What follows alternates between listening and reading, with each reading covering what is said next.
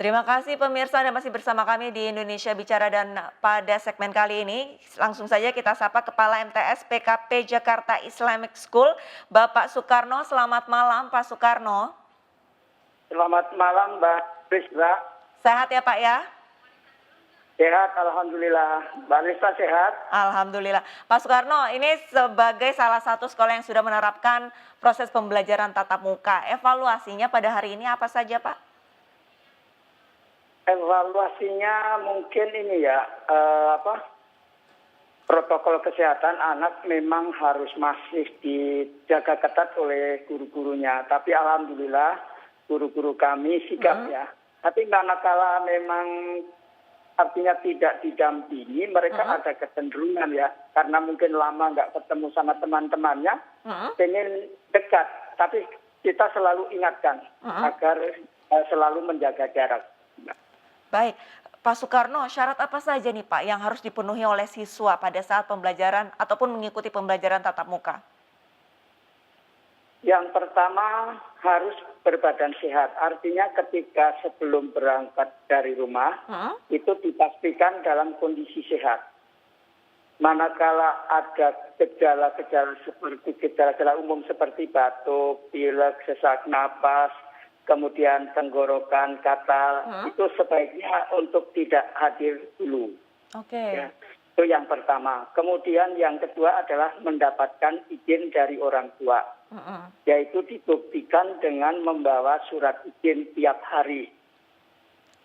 Ya, artinya setiap datang ke sekolah harus membawa surat izin, menyatakan bahwa orang tuanya mengizinkan untuk mengikuti pembelajaran tatap muka. Kemudian yang ketiga adalah sanggup mentaati atau melaksanakan protokol kesehatan. Oke. Itu, Mbak.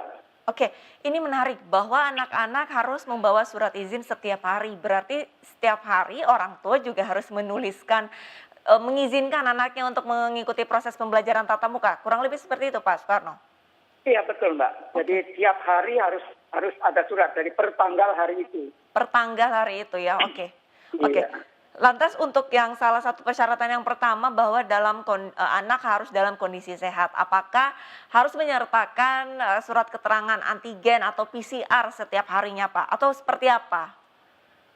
Oh, enggak Mbak, kalau itu tidak perlu karena itu nanti akan merepotkan orang tua juga dari segi biayanya. Yang penting tidak ada gejala apa-apa ya seperti sedia kala.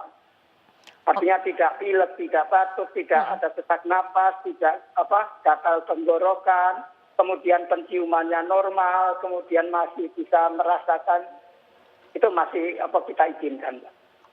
Lantas untuk hari ini antusias dari anak-anak ini seberapa besar Pak? Apakah sudah memenuhi kuota 50%? Mereka tampak antusias Mbak, bahwa untuk menghindari kerumunan di sekolah, kami himbau anak-anak itu berangkat tidak terlalu pagi. Jam berapa Jadi Pak? beda dengan kondisi normal. Waktunya kami minta untuk hadir agak mepet dengan waktu masuk. Tetapi justru mereka datang lebih awal. Oke. Kemudian dengan wajah yang ceria, yang senang. Ya pokoknya gimana sangat beda dengan kondisi pada saat sebelum pandemi Mbak. Mereka kelihatan antusias belajarnya. Mudah-mudahan justru COVID ini membawa hikmah terhadap semangat belajar anak-anak kita. Oke, berarti antusias anak-anak cukup besar ya. Ya selain Pak Soekarno, pemirsa kita sapa Koordinator Perhimpunan Pendidikan dan Guru, Mas Satriawan Salim. Selamat malam, Mas. Selamat malam Mbak Isa, gimana kabar? Alhamdulillah sehat. Mas Satriwan, ini tanggapannya seperti apa nih Pak? Bahwa hari ini sudah diberlakukannya proses pembelajaran tatap muka bagi anak-anak di 610 sekolah di DKI Jakarta. Silakan. Ya terima kasih. Yang pertama kami memang menilai kalau konteks Jakarta relatif lebih memenuhi ya aspek-aspek. Yang pertama adalah aspek vaksinasi. Vaksinasi anak di DKI itu sudah di angka 80% lebih gitu ya. Sedangkan untuk kami, guru dan tenaga kependidikan itu sudah mencapai 85%. Bahkan lebih gitu. Ini data minggu yang lalu gitu ya. Mm-mm. Kemudian aspek yang kedua adalah dari segi kesiapan sarana prasarana ya, atau kami sebut dengan daftar periksa. Ada kurang lebih 11 item yang mesti dipenuhi oleh sekolah, yang kemudian daftar periksa tersebut dinilai, di-assessment oleh Dinas Pendidikan DKI gitu. Nah, bagi sekolah-sekolah yang dinyatakan layak dan dia lolos gitu ya, itulah yang 610 sekarang gitu, yang Oke. terdiri dari 583 ya kalau nggak salah, atau 587 itu adalah sekolah, kemudian sisanya adalah madrasah. Jadi ada penilaian dulu dari dinas, jadi tidak Oke. ujuk-ujuk buka. Buktinya tempat saya belum buka ya. Kemudian yang berikut tentu terkait positivity rate. Nah, ini yang menjadi PR yang agak besar agaknya bagi DKI Jakarta, karena positivity rate di DKI itu masih di atas 5%.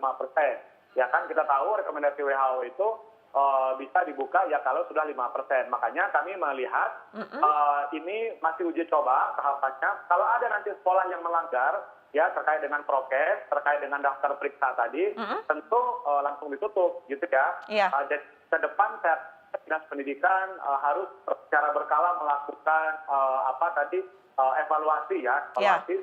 Ya, euforia sekolah dibuka ini bukan sekedar sekolah dibuka, tapi ingat ada T-nya di belakang. PTM terbatas, Iya. kurasinya terbatas, siswa yang masuk juga terbatas, termasuk guru gitu ya. Harinya juga terbatas, hanya 3 hari selang-seling selama 1 minggu. Demikian, Mbak. Betul. Lantas untuk pembelajaran ataupun kurikulum yang disusun oleh guru-guru ini seperti apa? Karena kurang lebih 1 tahun ya, ini kan anak-anak proses pembelajarannya daring, terus sekarang sudah proses pembelajaran tatap muka terbatas. Lantas untuk kurikulumnya pembagiannya seperti apa? Ya, terima kasih, Mbak. Kalau untuk kurikulum, mayoritas di DKI ini menggunakan kurikulum darurat. Ya, rata-rata yang kita sebut dengan kurikulum darurat yang secara substansi ada pengurangan materi sebenarnya. Nah, tapi ada yang lebih urgen juga ketimbang berbicara apa kurikulumnya, karena kurikulum darurat ya, pemerintah Kemdikbud sudah memberikan keleluasaan kepada sekolah menggunakan kurikulum darurat. Intinya sih guru dan anak tidak terbebani. Nah, tapi yang paling penting juga saya rasa yaitu bagaimana guru mampu mengelola pembelajaran secara blended learning. Karena kan sekarang separuh-separuh kan. Nah, skemanya ada 2 tuh Mbak ya untuk blended learning. Ada yang sekolah menggunakan sistem 50%, Ya. jadi hari Senin misalnya hanya kelas 10 saja. Sedangkan hari Rabu nanti kelas 11 atau SMA ya, lalu hari Jumat nanti kelas 12 saja. Tapi ada juga yang mereka blended, jadi separuh-separuh. Jadi hari Senin itu ada kelas 1-nya, kelas 10-nya, ada kelas 4-nya, atau ada kelas 12-nya, dicampur. Sisanya itu anak di rumah. Bayangkan guru harus memberikan pembelajaran ganda atau pembinaan ya kan di waktu yang bersamaan. Nah, peningkatan kompetensi guru dalam mengelola pembelajaran blended learning ini yang rasanya masih jadi PR ke depan, kan saat ini dan ke depan, khususnya di Jakarta. Tuh, pengelolaan pembelajaran blended learning, karena ada 2 skema tadi. Ada 2 skema ya? Ada asinkronus namanya. Oke, lantas kita ke Pak Soekarno. Pak Soekarno, kalau misalkan dari MTS Jakarta Islamic School sendiri, ini blended learning-nya seperti apa? Apakah dibagi per kelas atau satu kelas dibagi 2 komposisinya?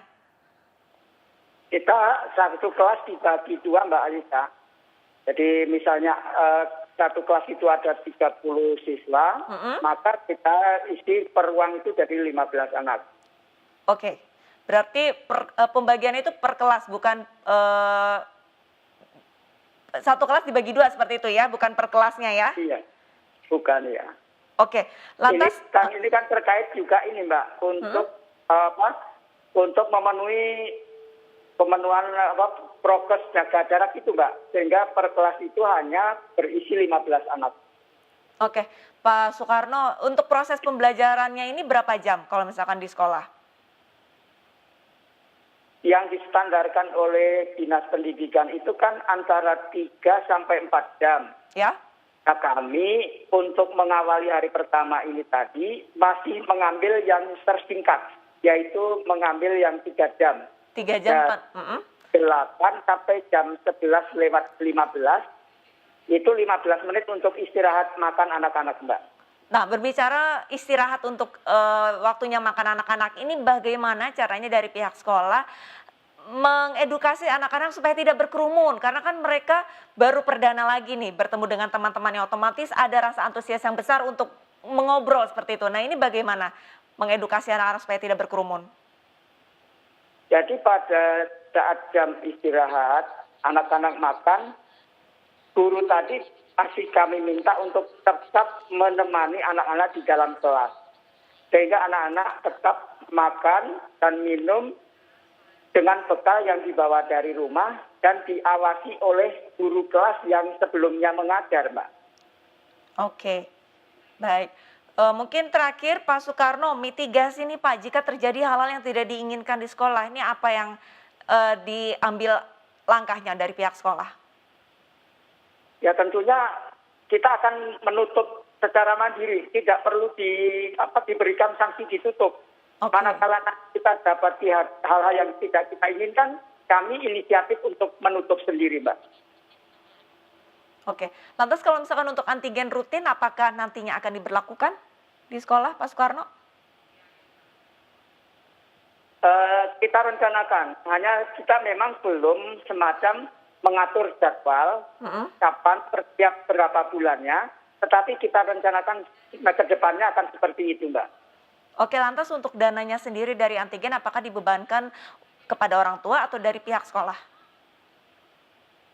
Kita ambil dari dana BOS, Mbak. Jadi dari dana bantuan dari pemerintah. Baik, baik. Lantas untuk Mas Satriwan, ini untuk pembelajaran tatap muka ini kan tergantung sekolah ya dari dua skema itu sendiri. Lantas sebenarnya mitigasi yang seharusnya, yang ideal dilakukan jika memang ada anak-anak ataupun guru, kita tidak menutup kemungkinan yang terjangkit ataupun terindikasi terpapar COVID-19 ini seharusnya seperti apa mitigasinya? Ya, kalau mitigasi sebenarnya di dalam Juknis ya, Kepala Dinas Pendidikan Provinsi DKI Jakarta yang nomor 882 itu, keputusan terkait dengan petunjuk teknis itu relatif cukup cukup detail ya, termasuk di buku panduan pembelajaran tatap muka yang dibuat oleh Kemdikbud juga detail gitu. Bagaimana pencegahan misalnya dalam konteks dataan warga sekolah yang punya komorbid. Nah, kalau yang punya komorbid, kalau memang mereka sudah di-assessment bahwa tidak harus ke sekolah, misalnya oleh dokter, ya PJJ berarti. Nah, guru juga, dia 50%, Pak.